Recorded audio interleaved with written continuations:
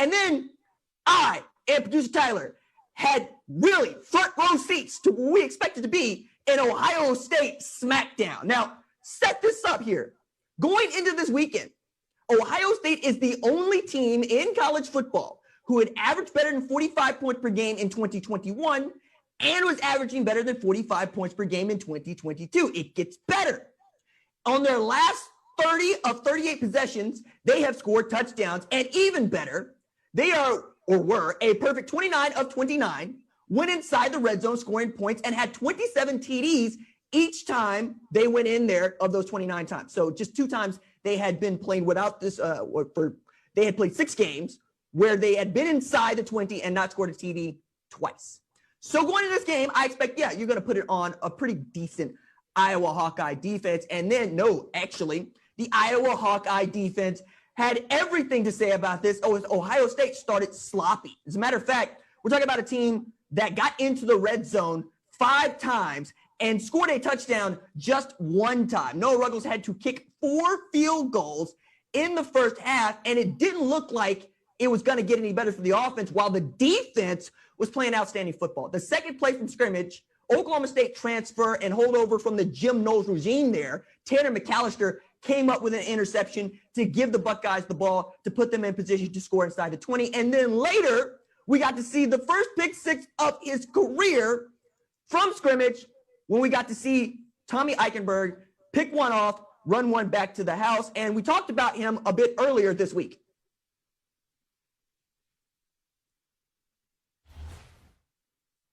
But Tommy Eichenberg gets this defense and apparently finds his way. He becomes the first Ohio State Buckeye to win Big Ten Defensive Player of the Week in 2 years. This is early in September. This is after the Wisconsin game.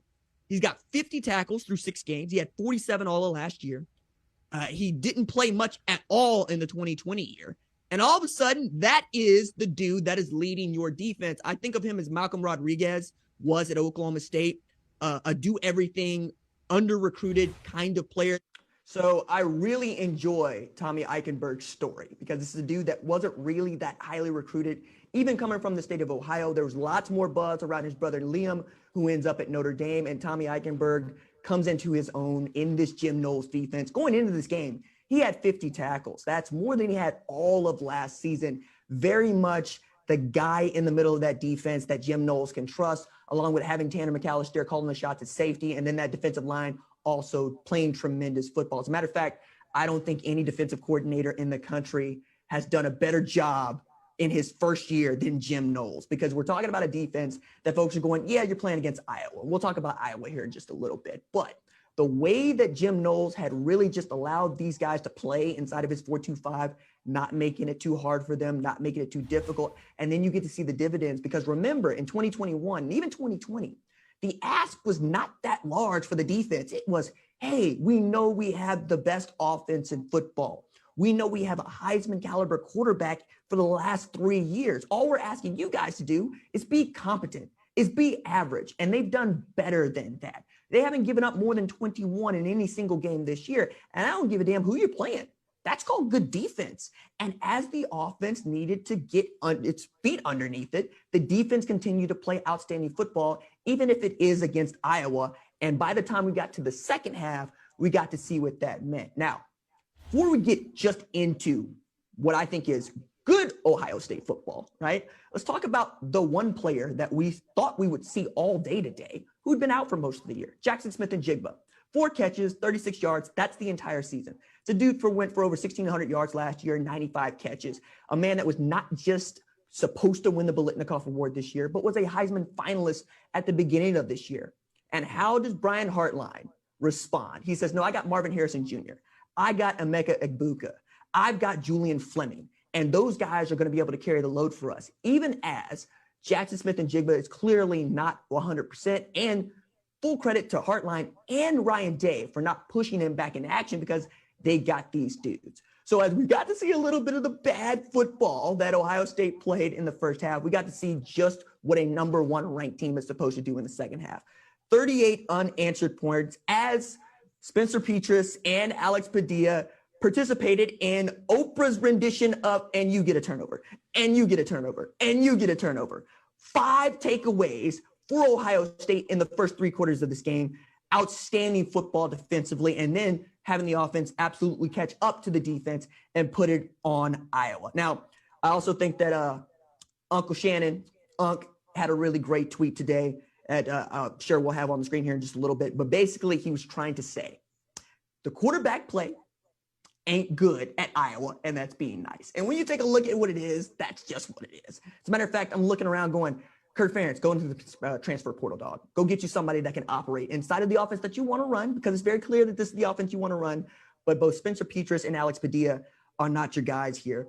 Iowa's offense is like when your homie finally goes from playing pro on Madden to all Madden on Madden and then starts blaming the CPU. That's how it looked today.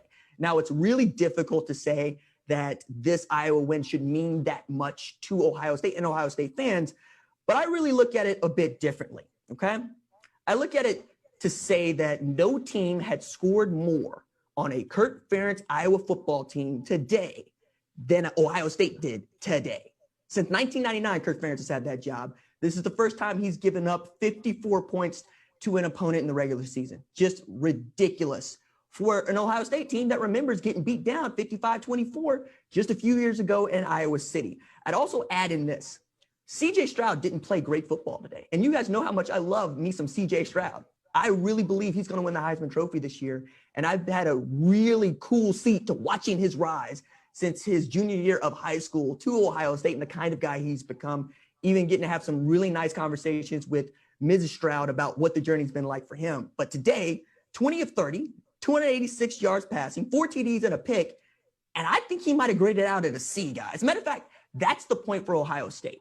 They have played bad football basically till the third quarter, and they still were managing to win this game by more than 40 to cover the spread of 30 against a team that has a doggone good defense. You got to see what Joe Evans meant, what Jack Campbell meant, what Seth Benson meant, what Kayvon Merriweather meant, right? What Cooper DeJean meant.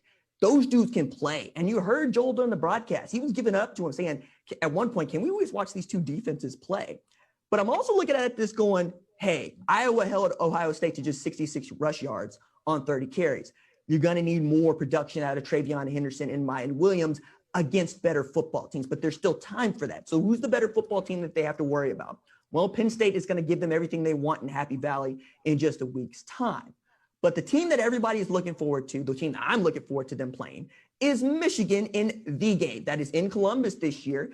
After Michigan won that game for the first time in over a decade last year, and Michigan ain't going to be no easy win. It's very clear that last year was not a fluke. Even if I thought that it was at the start, I'm converted. It's a good football team. Now, they go to Iowa.